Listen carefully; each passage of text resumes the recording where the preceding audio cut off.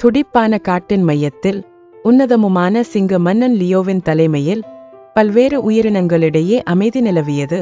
ஒவ்வொன்றும் நீதியுடனும் மரியாதையுடனும் நடத்தப்பட்டன. கம்பீரமான ராஜ மேனியுடன் கூடிய சிங்கம் அனைத்து உயிரினங்களுக்கும் நீதியையும் நியாயத்தையும் கொண்டு வந்து தனது தலைமையின் மீது நீடித்த நம்பிக்கையை உருவாக்கியது. ஒரு நல்ல காலை பொழுதில் தனது குறும்புத்தனமான பென்னி என்ற குரங்கு கட்டுக்கடங்காமல் அழுது கொண்டிருந்தது. அதன் அழுகைகள் காடு முழுவதும் எதிரொலித்தன. அவரது ஆமை நண்பர் டோபி துயரத்தில் சுருங்கி அவருடன் இருந்தார். பதட்டத்துடன் மன்னர் லியோ அமைதியாக இருவரையும் நோக்கி நகர்ந்தார். இங்கே என்ன நடந்தது? அவரது அழுகைக்கு இடையில் லியோ கேட்டார்.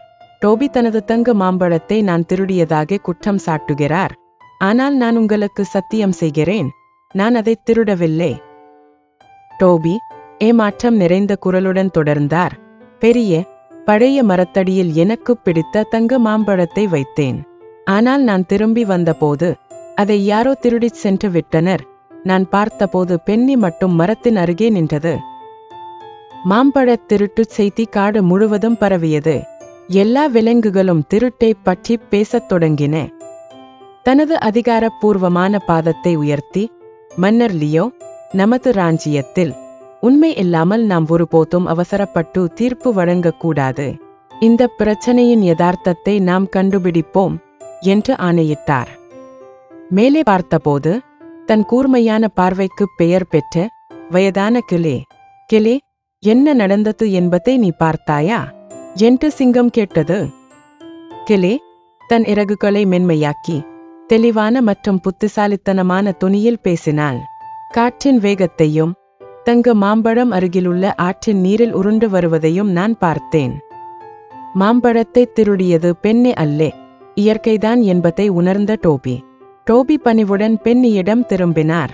மன்னிக்கவும் பெண்ணே, நான் அவசரமாக ஒரு முடிவுக்கு வந்து உங்களை தவறாக குற்றம் சாட்டிவிட்டேன். பெண்ணியின் விரக்தி மறைந்து அவரது வழக்கமான புன்னகை அதன் இடத்தை பிடித்தது.